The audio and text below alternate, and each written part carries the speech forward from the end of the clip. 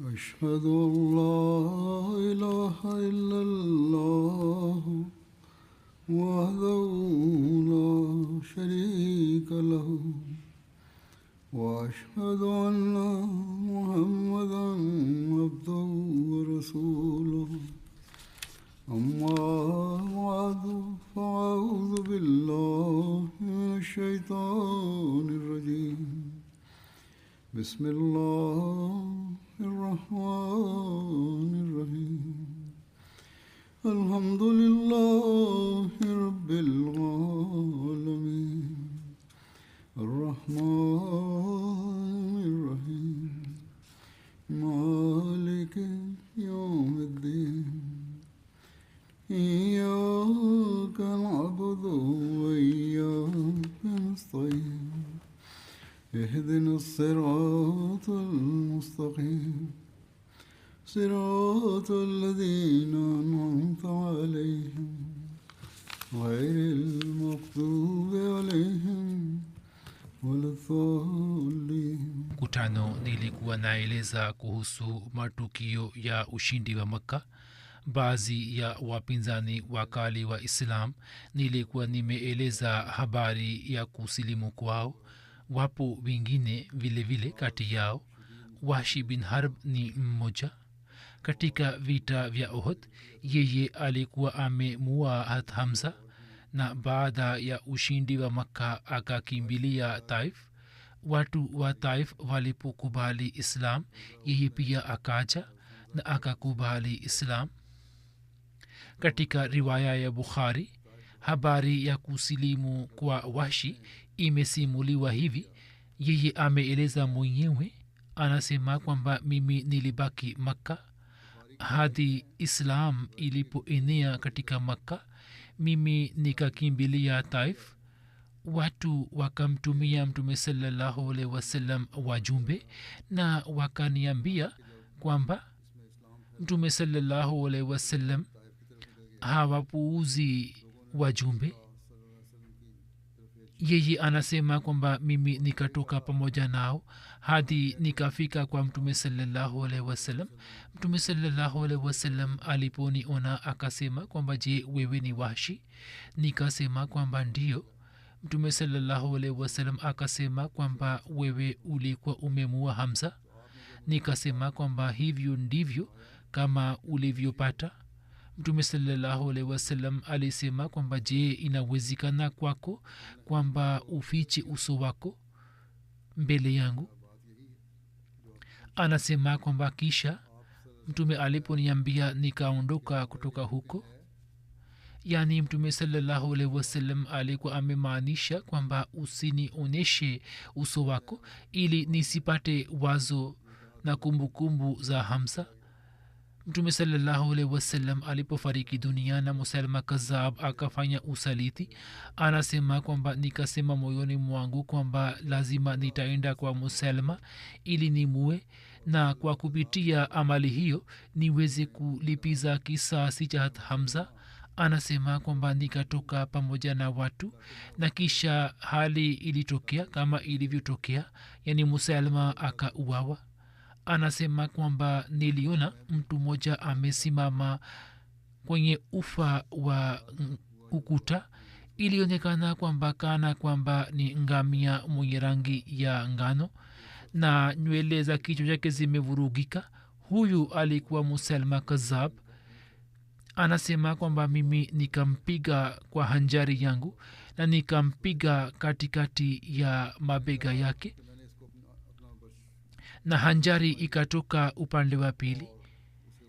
Mtu mmoja kutoka Ansar akaelekea kwake na akampiga kwenye kichwa chake kwa upanga wake, na hivyo ndivyo alivyouawa Musailama Kazzab. Vivyo hivyo alikuwepo mjakazi mmoja wa Amr bin Hashim aitwaye Sara. Huyu alikuwa mwimbaji. Kabla ya ushindi wa Makka akahudhuria kwa Mtume sallallahu alaihi wasallam na akamwomba kitu fulani akilalamika kuhusu umaskini wake. Mtume akasema kwamba imekwaje nyimbo zako, ulikuwa unaimba na kuchuma hela?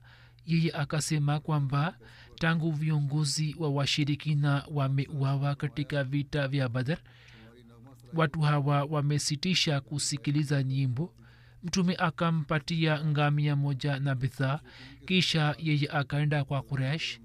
Ibn Khatal alikuwa anamwambia shairi ya kuvunja heshima ya Mtume sallallahu alaihi wasallam. Mjakazi huyo japo alipata zawadi lakini hakujizuia na alikuwa anaimba shairi ile. Na huyu ni mwanamke ambaye barua ya Hatib ilikuwa imepatikana kwake. Yeye alikubali Islam na akaishi hai hadi ukhalifa wa Umar. Vivyo hivyo alikuwepo mjakazi mwingine wa Ibn Khatal, Fartana. Huyo pia alikuwa anaimba shairi yenye kuvunja heshima ya Mtume sallallahu alaihi wasallam na alikuwa amekubali Islam. Kisha kuhusu kusilimu kwa Haris bin Hisham imeandikwa hivi: huyu alikuwa kiongozi maarufu wa Makka, na upande wa baba wa Abu Jahl alikuwa ndugu yake. Dada ya Khalid bin Walid alikuwa mke wake. Wakati wa ushindi wa Makka, huyu na Abdullah bin Abi Rabia wakaingia kwenye nyumba ya Umehani, kwani hat Ali alikuwa akija nyuma yao ili kuwaua. Hat Umehani akawaficha wote wawili katika nyumba yake na kisha akahudhuria kwa Mtume sallallahu alaihi wasallam na akasema kwamba mimi nimewapa uhifadhi. Hapo Mtume akasema kwa Umehani kwamba mtu ambaye umempa uhifadhi sisi pia tumempa uhifadhi. Harith bin Hisham anasimulia kwamba sisi tulibaki katika nyumba ile kwa siku 2, kisha tukaenda katika nyumba zetu. Tulikuwa tumeketi katika ua na hakuna yote aliyekuwa anatubishana. Tulikuwa na hofu kuhusu Hazrat Umar tu. Anasema kwamba wallahi nilikuwa nimeketi kwenye mlango wangu nikijisitiri na shuka. Ghafla Hazrat Umar akaja. Pamoja naye walikuwepo Waislamu wachache, wao wakatusalimia na wakapita. Anasema kwamba nilikuwa nahisi majuto kwamba Mtume sallallahu alaihi wasallam akiniona au ataniona, kwani Mtume sallallahu alaihi wasallam kila mahala alikuwa ameniona pamoja na washirikina. Kisha nikakumbuka wema, rehma na huruma ya Mtume sallallahu alaihi wasallam. Mimi nikakutana naye. Wakati ule alikuwa akiingia katika msikiti mtakatifu. Mtume akakutana nami kwa huruma sana. Mimi nikamsalimia na nikasoma kalima ya shahada. Mtume akasema kwamba sifa zote njema zinamhusu Mwenyezi Mungu aliyekuongoza.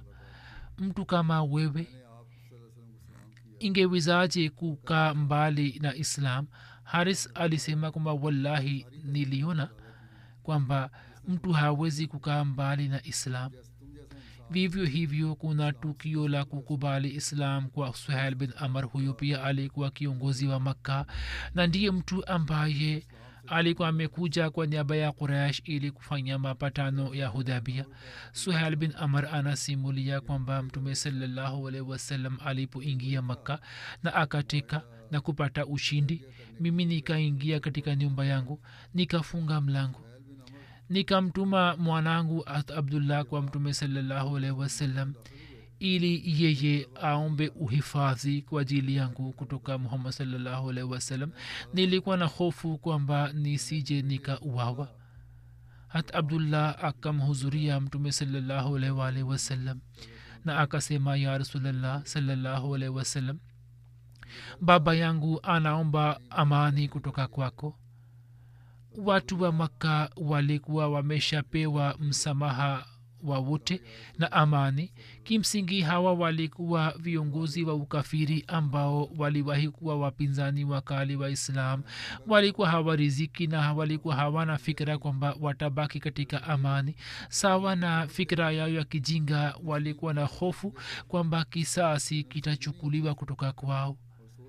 Ndiyo maana kwamba yeye akamtuma mwanaye kwa Mtume sallallahu alaihi wasallam.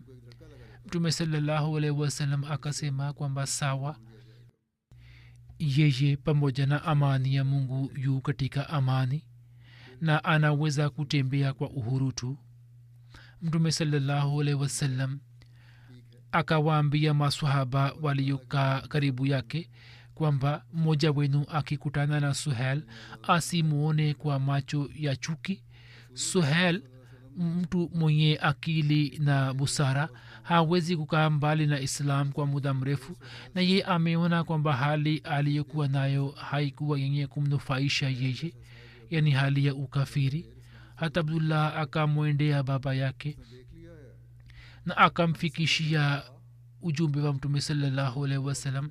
Suhail akasema kwamba wallahi mtume alikuwa akifanya hisani katika utoto wake na katika umri huu pia ni mwenye kufanya hisani. Suhail aliendelea kutembea kwa uhuru. Katika vita vya Hunain alishiriki pamoja na mtume sallallahu alaihi wasallam katika hali ya ushirikina. Alishiriki katika vita vya Hunain lakini alikuwa bado hakusilimu wakati ule. Wakati wa kurejea kutoka vita vya Hunain kwenye eneo la Jarana akakubali Islam. Eneo hilo lina umbali kilomita 27 kutoka Makka, ni kwenye njia ya Taif, ni kisima kimoja. Baada ya kukubali Islam, mabadiliko ya ajabu yakatokea kwenye tabia yake. Imeandikwa ya kwamba katika ushindi wa Makka viongozi wa Quraysh waliokubali Islam, Suhail bin Amr alikuwa mwenye kuswali na kufunga saumu na kutoa sadaka zaidi na hakuwa mfano wake. Alikuwa mwenye kulilia sana mbele ya Allah akisoma Qurani. Mara nyingi machozi yalikuwa yakidondoka kutoka macho yake. Hata Abubakar radhiyallahu ta'ala anhu anasimulia kwamba nilimwona Suhail bin Amr kwenye hijjatul wida, kwamba Suhail bin Amr amesimama kwenye mahala pa kuchinjia wanyama na anawaleta wanyama wa zabihu karibu na mtume sallallahu alaihi wasallam. Mtume sallallahu alaihi wasallam akawachinja kwa mkono wake, kisha akamwita kinyozi na akanyoa nywele zake. Anasema nikamwona Suhail kwamba yeye nywele za mtume sallallahu alaihi wasallam alikuwa anabusu kwa macho yake. Nywele za mtume Suhail akazishika na akabusu kwa macho yake. Anasema wakati ule nikakumbuka kwamba huyu ndiye Suhail wakati wa Hudaybiyah alikuwa anamzuia mtume kuandika bismillahirrahmanirrahim, bismillah ambayo ilikuwa iandikwe juu ya mapatano, na alikuwa mwenye kuleta malalamiko juu ya neno la kuandika rasul pamoja na Muhammad. Na neno la Rasulullah lilipofutwa yeye akaanza kuandika mapatano. Hata Abubakar radhiyallahu anhu anasema kwamba mimi nikamhimidia Mwenyezi Mungu ambaye akamuongoza Suhail kwenye Islam, na kisha alipomwongoza basi Suhail akazidi mno kwenye ikhlasi na unyofu. Kuna tukio kubwa la Suhail bin Amr linalosimuliwa hivi. Wanasema kwamba Suhail alikuwa mhadhiri mkubwa wa Quraysh katika vita vya Badr. Kwenye hali ya ukafiri akatekwa na Waislamu. Alikuwa ameweka nishani juu ya midomo yake. Hat Umar wakati ule akamwambia mtume sallallahu alaihi wasallam kwamba ya Rasulullah, utoe amri meno yake mawili yatolewe ambapo ameweka nishani. Yeye hataweza kusimama kamwe ili kutoa hutuba zidi ya mtume sallallahu alaihi wasallam. Ngoeni meno yake, atakapokosa meno hataweza kuongea. Mtume akasema kwamba Umar, mwache huyo, ni karibu kwamba awe amesimama katika sehemu ambapo wewe umsifu. Hata Umar radhiyallahu ta'ala anhu alikuwa na nia ya kumpatia adhabu. Mtume sallallahu alaihi wasallam akasema hapana, usimzuru. Muda utafika ambapo atakuwa amesimama mahala fulani na ataongea maneno mpaka wewe utamsifu. Anasema kwamba muda huo ukawadia ambapo kifo cha mtume sallallahu alaihi wasallam kikatokea na watu wa Makka wakaritadi. Quraysh walipowaona watu wa Makka wakiritadi na hata Ata bin Asid Amwi ambaye alikuwa ameteuliwa amir juu ya watu wa Makka na mtume sallallahu alaihi wasallam, ye akajificha. Hali ikatokea hivi. Wakati ule Suhail bin Amr akasimama akitoa hutuba na akasema kwamba ni kundi la Quraysh, nini mmesilimu mwishowe kabisa. baada ya kusilimu mwishowe musiwe wenye kutangulia katika kuritadi. Wallahi dini hii itasambaa kama ambavyo mwezi na jua vinavyosambaa, mwanga wao unavyosambaa. Na Suhail akatoa hutuba ndefu, na hutuba hiyo ikaleta athari juu ya mioyo ya watu wa Makka, na wao wakajizuia. Hata Ata bin Asid aliyekuwa ameficha akaitwa, na Makuraish wakasimama kidete juu ya Islam. Kisha imeandikwa kuhusu habari ya kusilimu kwa Hat Utba na Mutib. Hat Abbas anasimulia kwamba siku ya ushindi wa Makka, mtume alipokuja Makka, mtume akaniambia kwamba mpwa wako Utba na Mutib, yani vijana wa Abu Lahab, wako wapi? Mimi nikasema kwamba mimi sikuwaona. Mtume alisema kwamba mimi sikuwaona, wako wapi? Hata Abbas anasema kwamba mimi nikamwambia kwamba wao pia wameenda kujificha kama washirikina wengine. Mtume akasema kwamba uwalete kwangu. Hata Abbas akapanda juu ya kipando chake na akaenda Urna, ambayo ni bonde moja karibu na Arafat, na akawaleta. Mtume akawapatia mwaliko wa Islam, wao wakakubali Islam na wote wawili wakafanya bayati. Kisha mtume akasimama akashika mikono yao na akawaleta juu ya Muntazim, ambayo ilikuwa sehemu ya ukuta kati ya Hajri Aswad na Kaaba. Na kufanya dua kwenye sehemu hii ni masnun, na hilo ni eneo makhsus la kukubaliwa kwa maombi. Akaomba dua na kisha akarejea. Furaha ingeweza kuonekana juu ya uso wake. Hata basa akasema, ya Rasulullah sallallahu alaihi wasallam, Mungu akujalie furaha tele, mimi naona athari ya furaha juu ya uso wako. Mtume akasema kwamba nilikuwa nimemwomba Mungu wangu vijana wawili wa baba yangu mdogo, na Mungu amenijalia hawa. Kisha kuna habari ya kukubali Islam kwa Safwan bin Umayya. Safwan bin Umayya alikuwa mwana wa Umayya bin Khalaf, rais wa Makka. Katika zama ya ujahilia alikuwa miongoni mwa watu wenye heshima wa Quraysh. Alikuwa miongoni mwa Quraysh wenye umahiri wa kuongea kwa fasaha, na alikuwa adui mkali wa Islam. Alikuwa miongoni mwa wale walikuwa wakiwa uzi wa Islamu katika Makka. Baada ya vita ya Badr alikuwa amepanga njama ya kumua Nabii Karim sallallahu alaihi wasallam, na alikuwa amemtayarisha Umair bin Wahab kwa ajili ya kazi hii. Japo jina lake halikuwepo katika watu ambao amri ya kuuawa ilikuwa imetolewa, lakini yeye kwa hofu hii akakimbia Makka kwamba yeye atauawa. Yeye alikuwa amekimbia upande wa Bahira Ahmar, yani bahari nyekundu, upande wa Jadda. Umair bin Wahab alikuwa rafiki yake na alikuwa ameshakubali Islam. Huyu ndiye Umair ambaye Safwan akimwambia alikuwa amempeleka Madina ili kumua Mtume sallallahu alaihi wasallam, kwamba wewe umue na wajibu wa kulea watoto wako na familia utakuwa juu yangu. Lakini Umair alipofika Madina na Mtume sallallahu alaihi wasallam akapata taarifa kuhusu mpango na njama yake, na kwa kuona muujiza huo Umair wakati ule ule akasilimu. Sasa wakati wa ushindi wa Makka, Umair alikuwa akitamani kwamba rafiki yake Safwan pia asilimu, na alikuwa na wasiwasi juu yake.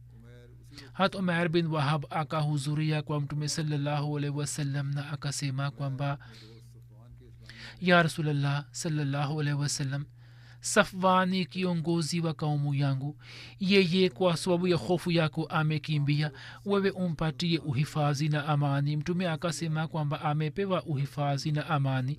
Ye akamwomba kwamba nipatie alama fulani, nishani fulani, ili niweze kumwonyesha kutoka kwako kama nishani na alama ya amani. Mtume sallallahu alaihi wasallam akavua kilemba chake alikuwa amevaa na akampatia. Umair akaondoka kwenye safari na akaenda kumkuta Safwan. Safwan alikuwa akipanda safina. Umair akamwambia kwamba mimi nimetoka kutoka mtu huyo ambaye ni mtakatifu na mtukufu kuliko watu wote na ni mwenye kufanya huruma zaidi kuliko watu wote. Usijiingize katika maangamio. Mimi nimekuletea amani kutoka mtume sallallahu alaihi wasallam. Safwan akasema kwamba mimi sitaenda pamoja nawe mpaka nionyeshe alama fulani ambayo niweze kujua. Hapo yeye akamwonyesha kilemba cha mtume sallallahu alaihi wasallam. Safwan akaja pamoja na Omer na akahudhuria kwa mtume sallallahu alaihi wasallam.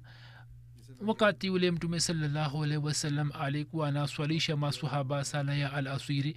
Mtume alipomaliza swala, Safwan akasema kwa sauti ya juu kwamba e Muhammad sallallahu alaihi wasallam, Omer ameniletea shuka yako kwamba wewe umenipa uhifadhi na amani. Mtume akasema kwamba ni sawa kabisa. Ye akasema kwamba nipatie muhula wa miezi miwili, sitaki kukubali islam muda huu. Mtume akasema kwamba unapewa miezi minne, nina imani kwamba wewe utakubali islam. Hivyo Safwan akaanza kuishi Makka katika hali ya ushirikina. Mtume alipoenda Hawazan na baada ya vita vya Taif na Hunain akagawa mali ya ghanima, akamwona Safwan. Yeye alikuwa anaona bonde ambalo lilikuwa limejaa na mbuzi na makundo. Alikuwa anaona tu kwa macho yake. Mtume sallallahu alaihi wasallam pia alikuwa anamwona Safwan kwamba anaangalia bonde ambalo limejaa na mali. Mtume akasema kwamba je, bonde hili limekuingiza kwenye mshangao kwamba kuna mali nyingi kwenye bonde hili? Safwan akasema kwamba ndio. Mtume akasema kwamba katika bonde hili yote yaliyomo ni kwa ajili yako, ondoka nayo. Safwan akachukua mali zote na akasema kwamba kwa njia iliyo nzuri nafsi ya nabii inavyotoa hakuna anayeweza kutoa. Mimi natoa ushahidi kwamba hakuna apasaye kuabudiwa isipokuwa Allah na Muhammad sallallahu alaihi wasallam ni mja wake na mtume wake. Na wakati ule ule akakubali Islam. Safwan akafariki dunia mwaka wa 42 hijria katika ukhalifat Muawiya. Wengine wanasema kwamba yeye aliuawa shahidi wakati vurugu ilipotokea katika ukhalifat Uthman. Wakati wa ushindi wa Makka, wengi wao waliokubali Islam wakaleta mabadiliko ya ajabu kwenye maisha yao. Musleh Maud akieleza habari hizi anasema ya kwamba Umar safari moja katika zama ya ukhalifa wake alikuja Makka. Viongozi wakubwa wa mji ambao walitokana na familia maarufu wakaja kumuona na kukutana naye. Wakapata wazo kwamba Umar anajua familia zetu kwa uzuri wote, hivyo kwa kuwa yeye ni mfalme, basi watazijalia familia zetu heshima na watazithamini, na sisi tutaweza kupata heshima iliyotupotea. Hivyo wao wakaja na wakaanza kuongea na Umar radhiyallahu ta'ala anhu. Walikuwa wanaongea naye, ndipo katika majlis Umar Bilal akaja. Baada ya muda mfupi Khubab pia akafika, na hivyo mmoja baada ya mwingine waliotangulia kusilimu, yani watumwa, wakaanza kuja na wakaendelea kufika katika majlis ya Umar radhiyallahu ta'ala anhu. Hawa ndio watu ambao waliwahi kuwa watumwa wa viongozi hawa au watumwa wa mababu zao. Viongozi walikuwa wameketi na wote hawa waliofika hapa walikuwa watumwa wa mababu zao kama nilivyosema. Na walipokuwa watumwa wakati ule katika zama ya nguvu, watu hawa walikuwa wakiwatesa mno. Umar akampokea kila mtumwa kwa moyo mkunjufu. Yani wale watumwa wa zamani na walikuwa wenye heshima wa leo, yeye akawapokea kwa moyo wote.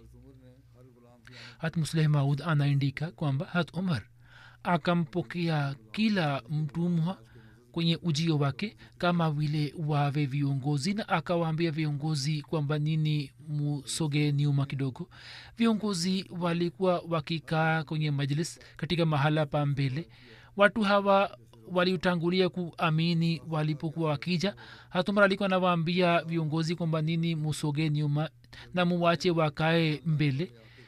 Hadi vijana hawa walikuwa wamekuja kumwona hatumar, wakaendelea kusogea nyuma hadi wakafika mlangoni. Katika zama zile kulikuwa hakuna ukumbi mkubwa, labda kutakuwa na chumba kadogo, na kwa kuwa wote walikuwa hawezi kukaa ndani, hivyo viongozi hawa wakaendelea kusogea nyuma mpaka wakaenda kukaa karibu na viatu.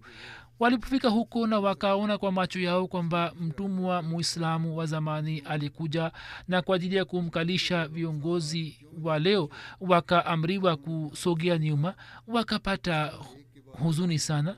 hata Musleh Maud anaandika kwamba wakati ule Mwenyezi Mungu pia akafanya mpango kwamba wakati ule waislamu wengi wakaja ambao katika zama fulani waliwahi kuwa watumwa wa makafiri. Kama viongozi hawa wangesogea nyuma mara moja tu, labda wasingehisi madhila yao, lakini kwa kuwa wakalazimika kusogea nyuma mara kwa mara, hivyo hawakuweza kuvumilia na wakaondoka na kwenda nje.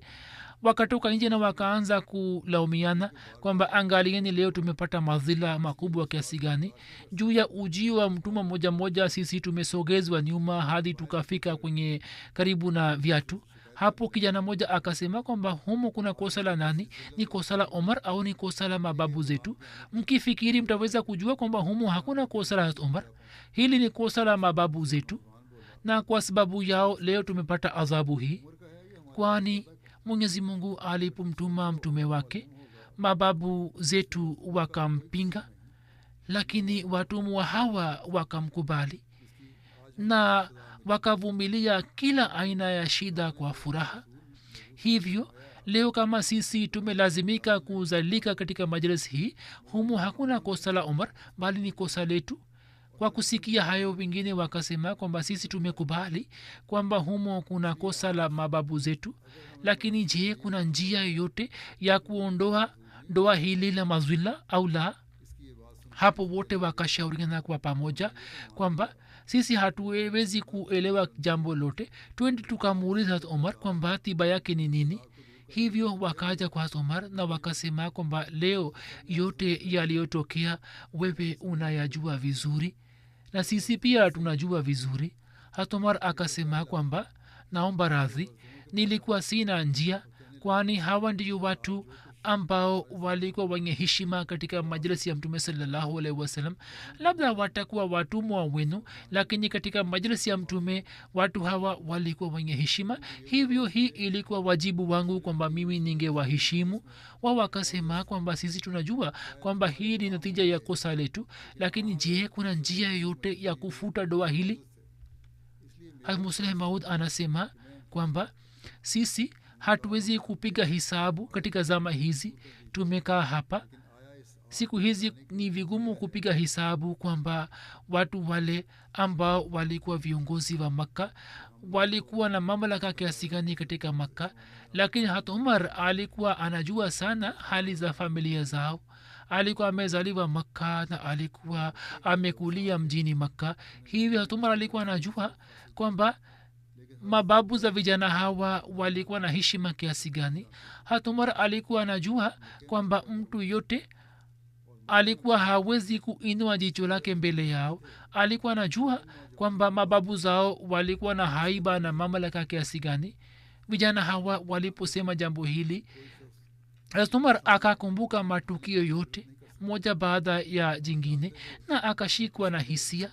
Wakati ule kwa sababu ya hisia zake hakuweza kunena na kutamka, isipokuwa akainua mkono wake na akafanya ishara upande wa kaskazini, ambayo maana yake ilikuwa hii kwamba katika maeneo ya kaskazini, yani vita zinaendelea kupiganwa za Kiislamu, mkienda kushiriki kwenye vita zile yawezekana kwamba mtaweza kulipiza kisasi. Hivyo wao wakainuka na wakaenda kushiriki kwenye vita zile. Historia inasema kwamba vijana wale wote, hakuna hata mmoja aliyerejea akiwa hai, wote wakauawa mahala pale pale, wakauawa shahidi. Na hivyo ndivyo wao walivyoweza kufuta madoa ya mazwila kutoka jina la familia zao. inasemekana kwamba katika vita vya yarmuk viongozi hawa wakadhihirisha ujasiri na ushujaa mkubwa. hatmusleh maud ameeleza kwamba vita ilipokwisha waislamu haswa wakamjaribu kumtafuta ikrima na wenzake, wakaona kwamba katika watu hawa 12 ni wamepata majeraha makali. moja alikuwa ikrima. askari moja muislamu akaja karibu yake na akaona hali ya ikrima ilikuwa mbaya sana. akasema, ikrima, nina mtungi wa maji, kunywa maji kiasi fulani. ikrima alipomwona akamkuta mwana wa hat abbas hat fazl katika hali ya majeraha. ikrima akamwambia muislamu kwamba ghera yangu haiwezi kuvumilia kwamba wale watu waliomsaidia mtume sallallahu alaihi wasallam wakati ule nilipokuwa adui wake mkali, yeye na kizazi chake wafe kwa kiu na mimi nikinywa maji ni baki hai. walikuwa wamepata jaziba mpya ya kujitolea kwa ajili ya wengine. hivyo nenda kwanza umnyweshe Hafadh bin Abbas na maji ya kibaki basi lete kwangu. muislamu huyo akamwende Hafadh, yeye akaashiria upande wa mjeruhi mwingine na akasema kwamba nenda umnyweshe kwanza, huyu anahitaji zaidi kuliko mimi. ye akaenda kwa mjeruhi huyu na ye akaashiria kwa mtu mwingine kwamba huyu anahitaji zaidi kuliko mimi, kwanza nenda umnyweshe yeye. hivyo alipokuwa anaenda kwa askari moja, yeye alikuwa anampeleka kwa mwingine, na alipofika kwa mtu wa mwisho ye alikuwa amekusha fariki dunia, na aliporejea huku nyuma na hadi akafika kwa ikrima wote walikuwa wamekusha fariki dunia. kwa ajili ya mahubiri yani dawat ilallah na kwa ajili ya kuvunja masanamu makubwa, mtume sallallahu alaihi wasallam alikuwa ameweka vikundi na akawatuma. habari zake zinapatikana hivi kwamba baada ya ushindi wa Makka, mtume sallallahu alaihi wasallam alipeleka vikundi katika maeneo mbalimbali. kimsingi hawakutumwa kwa ajili ya kupigana vita, bali shabaha yao ilikuwa ni kufikisha ujumbe wa Mungu na kufanya mahubiri, na wengine walikuwa na shabaha ya kuvunja masanamu ambayo yalikuwa kizuizi juu ya kuamini tauhidi, na hofu yao ya kufikirika na kibandia ilikuwa imetawala mioyo ya watu. katika mioyo ya watu wengi kulikuwa na heshima kubwa ya masanamu matatu ambayo majina yao ni kama hivi: Lat, Manat na Uzza. Lat sanamu hili lilikuwa katika Taif, na katika Uarabuni mzima heshima yake ilikuwa kubwa sana. watu wakita jina lake walikuwa wanakula viapo na walikuwa wanatumia njia mbalimbali za kuithamini na kuiheshimu. Amr bin Lahi anayefahamika kama mwanzilishi wa ushirikina katika Waarabu, yeye alizalisha wazo katika mioyo ya watu kwamba Mungu apishe mbali. Mwenyezi Mungu anapitisha msimu wa baridi kwa Lat na msimu wa joto kwa Uzza. Manat ilikuwa sanamu la zamani la Waarabu, na hilo lilikuwa linapatikana katika Qudayat katikati ya Maka na Madina. watu wa Uarabuni walikuwa wakimheshimu na walikuwa wanajitolea kwa ajili yake.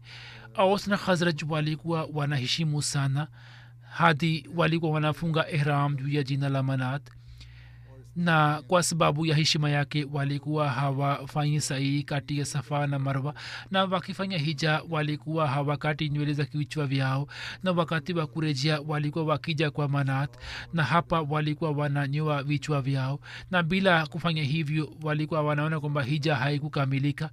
Uzza ilikuwa sanamu kubwa la Quraysh, lilikuwa karibu na Nakhla.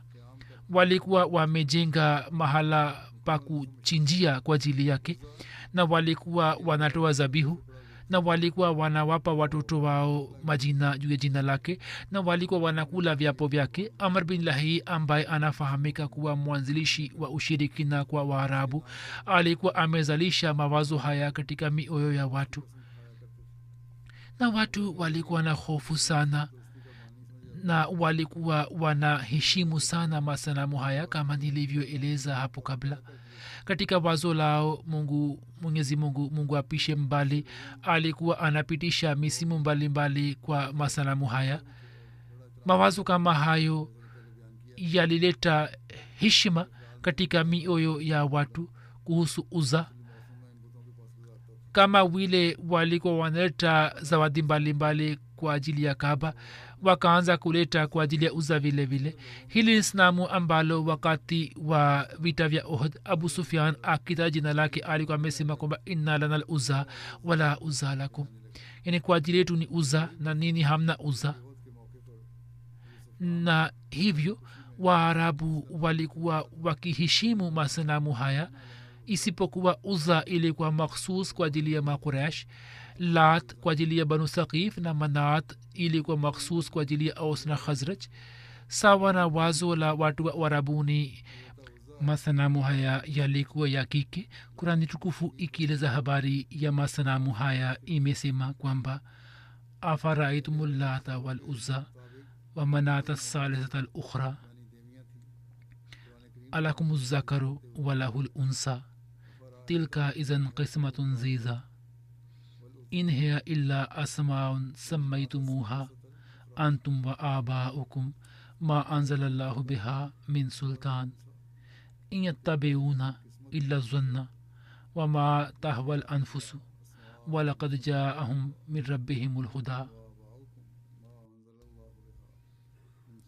Je, mmewaona Lat na Uzza na Manat mwingine watatu? Je, kwenu wa kiume na kwa Mungu ni wa kike? Huo tena ni mgawanyo mbaya sana. Sio haya ila ni majina mliyowapa nyinyi na baba zenu. Allah hakuteremsha dalili juu yao, hawafuati ila zana na zinazoyapenda nafsi zao, na kwa yakini mwongozo umewafikia kutoka kwa Mola wao. Kama ilivyoelezwa kwamba mara baada ya ushindi wa Makka, Mtume sallallahu alaihi wasallam akatoa amri ili kubomoa maeneo hayo ya masanamu, ili hofu ya masanamu haya iondoke kutoka mioyo ya watu. Na hukumu hii yenye hikima ikaleta baraka sana, kwani kwa sababu ya kubomoa masanamu haya hofu na haiba ya kibandia ikaondoka kutoka mioyo yao, na wakaanza kupata yakini kwamba wazo la Mungu moja ndiye sahihi, ambalo Muhammad sallallahu alaihi wasallam ndiye aliyeeleza. Masanamu haya kivipi yalibomolewa na maeneo hayo yakabomolewa, na kisha ilikuwaje baadaye? Mwanzoni uadui ulitokea au la? Kuna matukio mengine inshallah nitaeleza katika siku za usoni. Baada ya swala ya Ijumaa nitasalisha jinaza mbili ghaibu. Mmoja ni mheshimiwa Chaudhry Abdul Ghafur Saheb, mwana wa Chaudhry Ghulam Qadir Saheb, mkazi wa Jamshoro na Hyderabad. Siku za nyuma katika umri wa miaka 92 alifariki dunia. Inna lillahi wa inna ilaihi rajiun. Alitokana na familia moja ya wakulima. Mwanzoni mwa 1900 alitoka Bagoda Court na akahamia Court Ahmadiyya. Baba yake kwa sababu ya upendo na mapenzi ya silsila na ukhalifa alimpeleka Qadian ili kumsomesha masomo ya kidini na kidunia mwaka 1942, ambapo Choi Saheb akapata masomo yake hadi hijra ya Pakistan, na huko akaweza kunufaika na maswahaba na watukufu wa Jamaati. Baada ya kufika Pakistan akaendelea na masomo yake katika mji wa Chenyaur na Rabwa, na kisha akapata shahada katika uhandisi kutoka mji wa Karachi, na 1993 akastaafu. Na baada ya kustaafu akajitolea maisha yake wakfu. Katika nchi ya Uganda akapata bahati ya kuitumikia Jamaat kwa miaka 2. Alikuwa mwanajamaati shujaa sana, mwenye kujitolea sana, mwenye moyo mpana. Alikuwa akifanya juhudi ya kutimiza mahitajio ya kiuchumi ya watu wote. Alikuwa kwenye mstari wa kwanza katika mambo ya kujitolea. Aliwahi kuwa qaid wa maeneo yake, na pia akaweza kutoa huduma kubwa katika Majlis Ansarullah. kwa muda mrefu akawahi kuwa katibu wa mambo ya ndani wa hyderabad. khalifa mtukufu wa nne rahimullah alikuwa amemteua kama amir wilaya nawab shana na shere feroz, wajibu ambao akautimiza kwa moyo wote. alikuwa musi ameacha kwenye familia vijana watatu na mabinti watano. binti yake moja humaira sahaba anasema kwamba alikuwa anasema kwamba kutoa huduma kwa wanadamu ni benki yangu na biza mali yangu, na alikuwa na imani juu ya kujipatia ridhaa ya allah. wapo waahmadia wengi na wasioko waahmadia ambao mahitajio yao yakapata kutimia kwa kupitia kwake. alikuwa anawajali sana wasafiri wagonjwa na alikuwa anatimiza mahitajio yao. alikuwa anawapatia hela nyingi kwa ajili ya silsila. alikuwa na jaziba sana ya kujitolea. khalifulmsi athalith rahimahullah taala alipotoa mpango ili kusherehekea karne moja ya jumuiya akisema labbaik siku ijayo, akauza nyumba yake kutoka rabwa na akatoa hela yote katika mpango huo.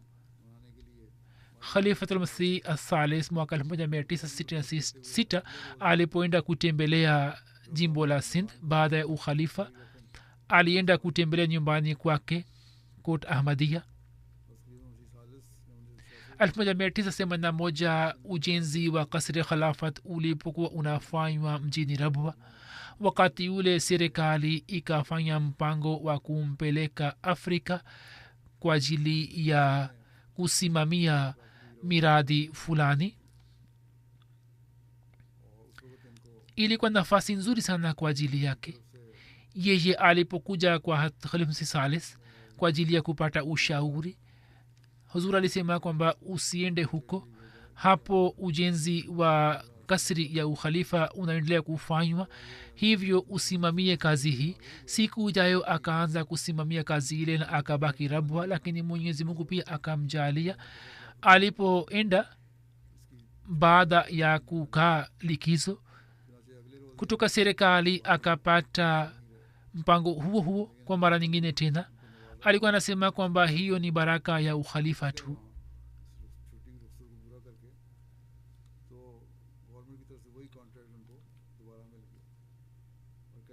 alikuwa na uhusiano mkubwa na khalifulmsi watatu na wanne.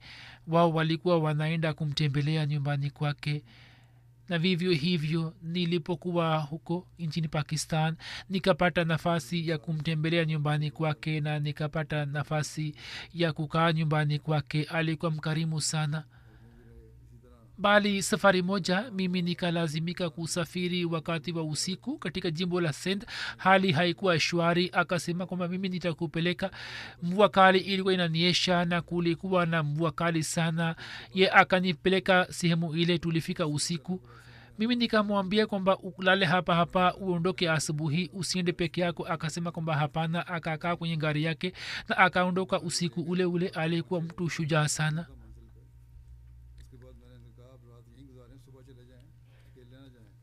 kwa ajili ya wanajumuiya waliotiwa ndani akatoa huduma kubwa sana. alikuwa anawaenda kuwatembelea katika majela na kuwasiliana na viongozi, na alikuwa anawapatia mahitaji mbalimbali. jaziba ya kuwatumikia wanadamu ilikuwa imejaa moyoni mwake. alikuwa anawajali jamaa zake, na binti yake anasema kwamba alikuwa anawatumikia sana watu maskini. alikuwa na upendo mkubwa na nizamu ya ukhalifa.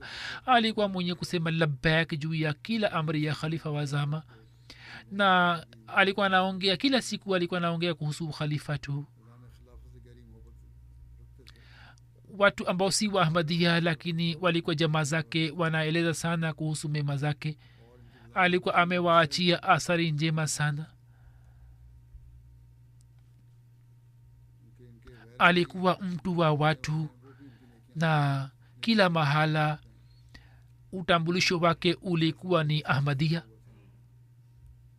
viongozi wa serikali na watu wa jimbo la sindh, wanasiasa, alikuwa na uhusiano mzuri nao, na alikuwa anawapatia zawadi ya Qurani tukufu iliyopigwa na jumuiya ya ahmadia, na alikuwa anawaambia kuhusu jamaat bila shida yoyote, na alikuwa anawaleta rabwa vile vile.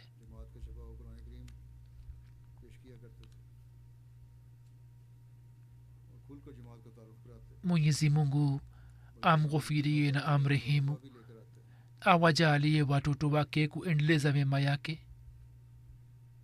marehemu anayefuata ni mheshimiwa muhammad ali saheb, mkazi wa chak 275 kartarpur wilaya faisalabad. huyo pia siku za nyuma katika umri miaka 70 alifariki dunia. inna lillahi wa inna rajiun. kwa fadhili ya mwenyezi mungu alikuwa musi.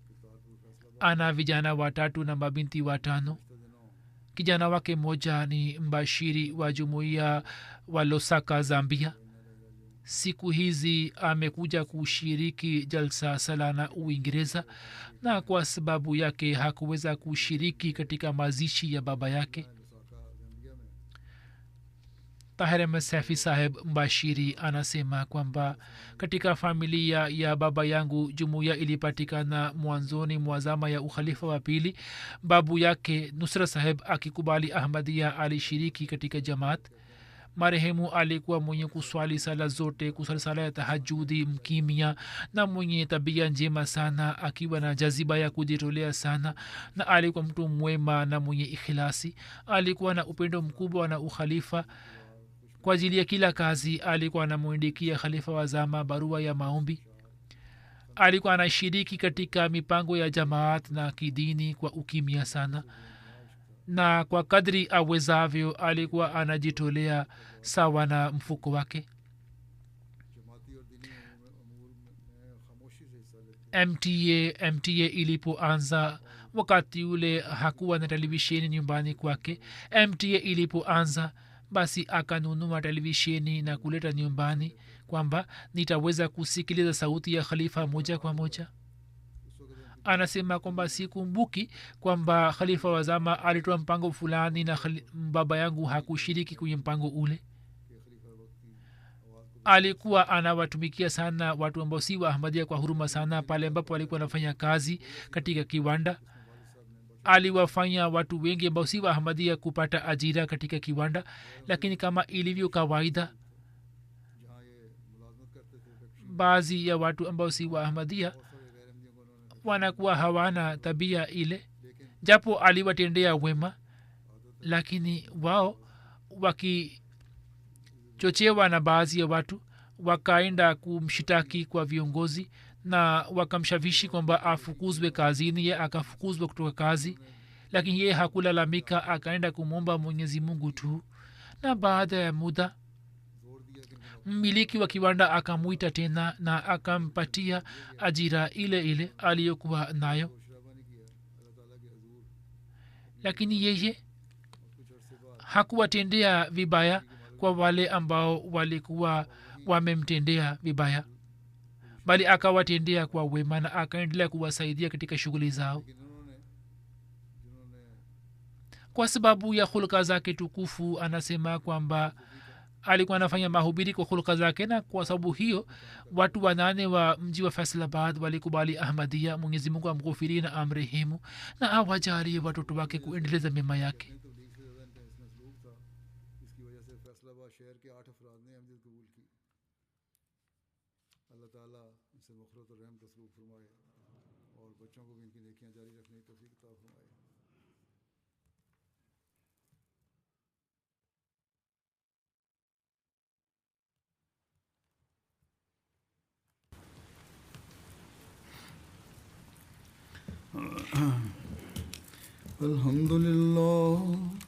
الحمد لله نحمده ونستعينه ونستغفره ونؤمن به ونتوكل عليه ونعوذ بالله من شرور أنفسنا ومن سيئات أعمالنا.